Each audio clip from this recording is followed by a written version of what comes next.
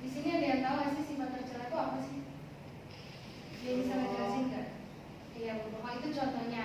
Tapi penjelasannya sifat tercela itu apa?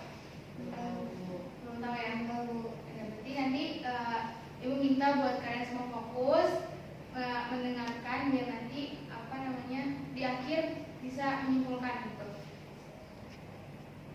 Menyampaikan tujuan belajarnya hari ini itu ibu akan menjelaskan tentang sifat tercela gitu kan ya. Jadi nantinya supaya anak-anak ini bisa menghindari sifat-sifat itu gitu. Jadinya kalian udah tahu karena belajar hari ini kalian jadi tahu dan tidak akan melakukan sifat tercela tersebut gitu. Nanti di sini ibu akan menjelaskan, lalu kalian ibu silakan untuk bertanya dan di akhir ibu minta kalian untuk menyimpulkan. Jadi dimohon untuk semuanya fokus mendengarkan biar bisa nanti menyimpulkan yang ibu minta tadi. Ya, mulai ya. Jadi yang pertama itu di sini sifat tercela. Di sini ibu menjelaskan ada 5, yaitu yang pertama hubud dunia, yang kedua hasad, yang ketiga ujub, yang keempat sombong, dan yang terakhir riya. Nah di sini yang pertama ibu akan menjelaskan hub al dunia atau hubud dunia. Coba kepada Arin ibu minta untuk baca Quran surat Al-Hadid ayat 20.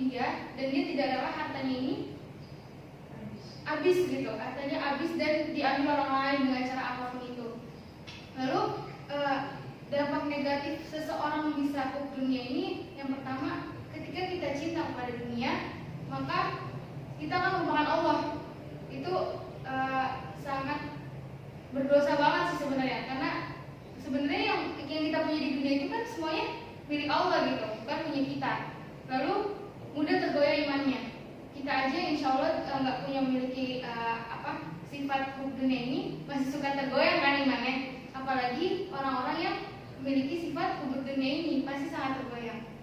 Terus menjadi sumber penyakit. Apa sumber penyakitnya? Yang pertama itu kita menjadi rakus, kita jadi pelit, terus kita menjadi kikir lah. Maksudnya kita nggak mau berbagi karena hartanya tuh kasarnya ini harta punya gue gitu. Terus dia akan menghalalkan berbagai cara demi mendapatkan sebuah harta, entah dengan ngutang atau pinjam sana sini, atau bahkan dia menjual barangnya yang bisa menghasilkan barang lebih banyak lagi gitu. Terus bagaimana cara menghindari hubud dunia ini? Yang pertama jelas kita harus bersyukur sama Allah atas apa yang sudah diberikan gitu sama Allah. Terus yang kedua, rajinlah bersedekah, karena bersedekah itu tidak akan membuat kita miskin. Justru orang miskin pun dianjurkan untuk bersedekah seberapapun nilainya gitu. Lalu yang ketiga, menjauhi iri dengki terhadap orang lain. Karena kita kalau misalnya punya rasa iri dan dengki itu kita akan terus berlomba, harta kita harus lebih banyak gitu dibandingkan dia. Itu namanya iri sama dengki kepada orang lain. Terus yang terakhir, selalu merasa cukup dengan atas yang kita punya gitu. Jangan misalnya contohnya gini deh, teman kita punya iPhone, kita HP-nya Android, terus kita kayak padahal ini HP sama-sama fungsinya gitu, cuman kita nggak ngerasa cukup, kita pengen yang lebih bergengsi, istilahnya kayak gitu contohnya. Lalu yang kedua Ibu akan menjelaskan tentang hasad. Coba kepada Aul untuk baca Quran surat Ali Imran ayat 120. A'udzu billahi minasyaitonir rajim. Bismillahirrahmanirrahim. In tamsaskum hasanatun tasuhum wa in tusibkum sayyi'atun yafrahu biha. Artinya, jika kamu memperoleh kebaikan, niscaya mereka bersedih hati. Tetapi jika kamu tertimpa bencana, mereka bergembira karenanya. Mas Daul, di sini jelas ya. Niscaya mereka bersedih hati, tetapi jika kamu mendapat bencana, mereka bergembira karenanya. Jadi anak-anak, hasad ini adalah sifat iri dengki kita kepada orang lain. Jadi kita memiliki angan untuk kenikmatan orang tuh hilang dari dirinya. Gitu. Jadi kita nggak mau melihat orang bahagia, kita nggak mau melihat orang mendapat nikmat dari Allah gitu. Kita nggak mau gitu. Penyebabnya apa? Penyebabnya yang pertama, orang ini merasa bahwa dirinya tuh lebih pantas mendapatkan nikmat yang lebih besar dibandingkan orang lain gitu. Maksudnya dia kayak, contohnya gini, kayak di kehidupan kita gitu. Tetangga rumah kita misalnya rumahnya kecil, nggak punya garasi mobil, tapi alhamdulillah Allah kasih rezeki dia punya mobil. Nah, jadi dia kayak merasa lebih pantas. Harusnya punya mobil tuh aku gitu, karena aku punya tempat buat parkir gitu istilahnya. Padahal sebenarnya kita nggak boleh kayak gitu karena rezeki orang itu beda-beda kan. Lalu dampak negatifnya apa? Dampak negatifnya itu akan kufur nikmat atau mengingkari nikmat yang udah diberikan sama Allah gitu. Dia akan merasa apa ya? Selalu tidak cukup, kayak nikmatnya tuh kurang, kayak aku mau lagi terus, kayak mau nambah terus gitu. Terus dapat melahap habis semua kebaikannya dia. Maksudnya gimana? Jadi misalnya kita berbuat kebaikan, terus ketika kita memiliki sifat hasad kepada orang lain, itu akan secara lenyap langsung secara otomatis habis sama Allah gitu. Allah nggak akan menerima kebaikannya dia lagi. Lalu cara menghindarinya gimana? Jelas harus bersyukur, sering melakukan ibadah, lalu berendah hati sama orang, nggak boleh punya sifat yang kayak rasa kita lebih pantas lah, kita harus lebih dari dirinya gitu. Lalu berhusnuzon sama Allah gitu, karena apapun yang kita punya sekarang ini sudah pasti baik buat kita gitu kan. Belum tentu misalnya kita dikasih kita dititipin motor lah sama Allah, kita bisa beli motor. Belum, Allah nggak ngasih kita gitu karena Allah tahu kita nggak bisa menjaganya, makanya Allah kasih ke orang lain kayak gitu. Ya, selanjutnya di sini ada ujub. Jadi kita tadi tulis dulu ya.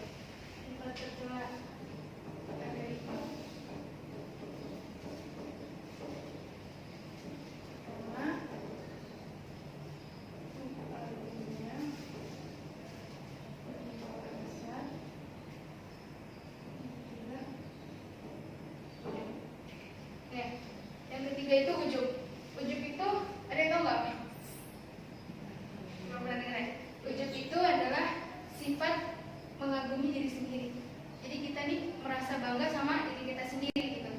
Merasa bangga sama diri kita sendiri. Penyebabnya apa? Penyebabnya itu bisa dari beberapa faktor. Pertama bisa dari fisik, bisa dari pendidikan, bisa dari harta atau ibadah. Jadi contohnya gini, kita ngerasa bahwa kita tuh lebih cantik dari orang, kita lebih ganteng lah dari orang gitu. Atau pendidikan, gak usah jauh-jauh. Misalnya anak tetangga itu di negeri universitasnya, sedangkan kita di swasta gitu. Nah, anak negeri ini dia merasa gue bangga nih bisa masuk negeri gitu, sedangkan dia enggak gitu. Kayak gitu lah contohnya. Terus dampak negatifnya apa? Dampak negatifnya itu ketika kita memiliki sifat ujub, kita akan membatalkan pahala kita. Jadi sholat kita, ibadah kita tuh pahalanya akan batal gitu. Terus menyebabkan murka Allah. Allah akan murka sama orang yang bangga sama dirinya sendiri. Padahal orang yang dia punya itu semua dari Allah, punya Allah gitu loh. Dan akan balik lagi kepada Allah gitu. Terus yang ketiga itu adalah terjerumus ke dalam sikap gurur. Gurur itu adalah terpedaya. Dia terpedaya sama apa yang dia punya. Akhirnya dia mempunyai sifat untuk membanggakan diri sendiri itu. Lalu cara menghindarinya gimana? Cara menghindarinya itu adalah merenungkan apa? Merenungkan anugerah dan nikmat yang telah diberikan sama Allah. Maksudnya tuh apa yang dia dapat? Dia misalnya pendidikan lebih tinggi, mungkin wajahnya lebih cantik atau badannya lebih bagus gitu, itu sebenarnya anugerah dari Allah. Harusnya dia merenungkan itu, bukan malah dia bangga atas itu. Terus merasa takut amalannya tidak diterima.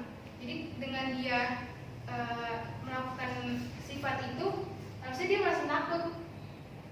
Dia mikir ini, dengan gue kayak gini, Allah terima gak ya amal ibadah gue, kayak gitu loh. Kasarnya kayak gitu lah. Terus memikirkan kembali dosa-dosa yang sebelumnya. Kita udah pasti melakukan dosa yang banyak kan, tapi ketika kita merasa bangga, otomatis akan bertambah lebih banyak lagi dosanya. Harusnya kita lebih memikirkan dosa-dosa kita sebelumnya. Lalu yang keempat itu ada sombong. Sombong itu sebenarnya hampir mirip sama ujub. Dia merasa lebih amalannya lebih tinggi. Tapi beda. Kalau sombong tuh misalnya contohnya gini, dia turun dari mobil, terus jalannya agak didekatin kayak gitu. Dia kayak nunjukin, tapi dia nggak ngomong. Kalau misalnya ujub kan dia membanggakan diri sendiri kan, kayak ngomong gitu, iya kemarin habis beli ini gitu, ceritalah ke teman-temannya. Kalau sombong itu nggak ditunjukin, tapi dengan gerak-geriknya kita udah tahu nih, kita udah paham orang sombong banget gitu loh. Bisa ya bedainnya. Habis itu dampak negatifnya itu apa? Dampak negatifnya akan susah dihargai oleh orang, karena orang sombong itu pasti dijauhin oleh teman-temannya. Dia nggak bakalan mau berteman sama orang sombong. Terus yang kedua, tidak akan mendapatkan kebahagiaan dalam hidupnya. Kenapa? Gimana dia bisa bahagia orang nggak ada teman-teman yang mau berteman sama dia kan? Jadi dia nggak mungkin mendapatkan kebahagiaan itu gitu. Terus yang paling riskan itu adalah menjadi bahan gosip orang. Pasti bakalan digosipin sama orang-orang bahwa dia orang sombong gitu. Apalagi kayak mulut-mulut tetangga kan agak bahaya ya sebenarnya. Apalagi kalau misalnya kita punya barang baru pasti diliatin gitu.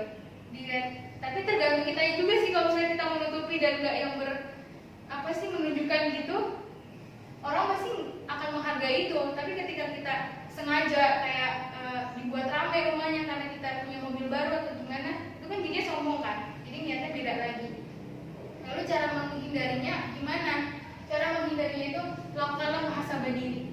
Jadi kayak mikir lebih memperbaiki diri lagi, salahnya di mana, kayak gitu kan. Pasti kan dia merasa nih nggak ada yang berteman sama dia, harusnya dia mikir dong, kenapa nih kok nggak ada yang berteman, kayak gitu kan. Jadi lakukanlah muhasabah diri. Terus perbanyak ibadah dan sejajarkan diri kita sama orang lain.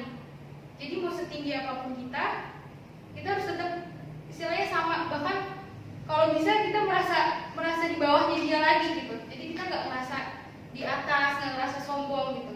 Terus yang terakhir itu ada riya. Ada yang bisa jelasin riya gimana? Hampir mirip nih, ujub, sombong sama riya itu hampir mirip sama. Riya itu dia sama, menunjukkan sesuatu yang dia punya, baik perbuatan maupun harta, tapi dia memiliki tujuan. Tujuannya untuk dilihat dan dipuji orang lain. Jadi dia emang sengaja gitu, dia sengaja melakukan hal itu biar dipuji sama orang lain kayak gitu. Terus penyebabnya ini apa? Penyebab itu kurang iman kepada Allah dan dia melakukan dusta terhadap melakukan agama gitu. Maksudnya gimana dusta terhadap melakukan agama? Maksudnya tuh misalnya di rumah dia sholat mode cepet, yang cepet bacanya kayak ya udah asal aja. Tapi ketika dia bersama teman-temannya misalnya ke mall lah, habis itu sholat, habis itu dia kayak sholatnya diikutin Allahu Akbar. Padahal sebenarnya dia nggak baca. Padahal sebenarnya dia sholatnya di rumah nggak kayak gitu, karena dia mikir gue pengen dipuji sama orang kayak gitu. Jadi dia sholatnya kayak gitu. Terus biar dia nanti, sholatnya masya Allah ya, sholatnya bagus, bacanya panjang. Padahal sebenarnya dia nggak baca apa-apa kayak gitu. Terus cara menghindarinya gimana? Cara menghindarinya itu beribadahlah niat karena Allah, bukan karena ingin dipuji oleh orang lain kayak gitu. Jadi bisa ya bedain mana antara ujub, sombong dan riya. Bisa lah ya, beda-beda tipis emang. Jadi agak ya insya Allah kita semua gak akan punya kelima sifat ini. Ya baik, jadi setelah ini jelaskan semuanya, apakah ada yang ingin ditanyakan? Mungkin ada yang kurang gitu. Mungkin dari Mama nih tadi gue lihat mukanya agak masih bingung nih. Kayaknya ada yang mau ditanyain. Ya Bu, mau nanya Bu, Gimana tuh? kalau misalkan kayak kita kan dapat nilai tinggi nih Bu, Ya. nah itu kan pasti kayak ngerasa kita tinggi. Nah, itu gimana cara ngilangnya tuh, Bu? Iya, kadang emang sebenarnya sifat-sifat ini nih susah buat benar-benar dihilangin ya. Jadi kayak mungkin kita punya barang baru sedikit pun kita merasa kayak adalah sedikit, gak mungkin, kita nggak mungkin munafik, pasti ada sedikit merasa tinggi dari orang-orang lain gitu. Nah, ketika kita merasa itu, langsunglah kita beristighfar sama Allah. Kita minta maaf, kita meminta ampun bahwa sudah punya rasa seperti itu, padahal sebenarnya harta yang kita punya ini semuanya dari Allah gitu kan.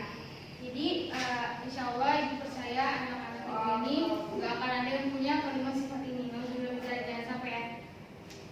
Oke, jadi alhamdulillah udah pada paham ya. Bener ya, udah pada paham. Kalau belum paham mungkin bisa ditanyain lagi di lain waktu, di luar jam pelajaran nggak apa-apa.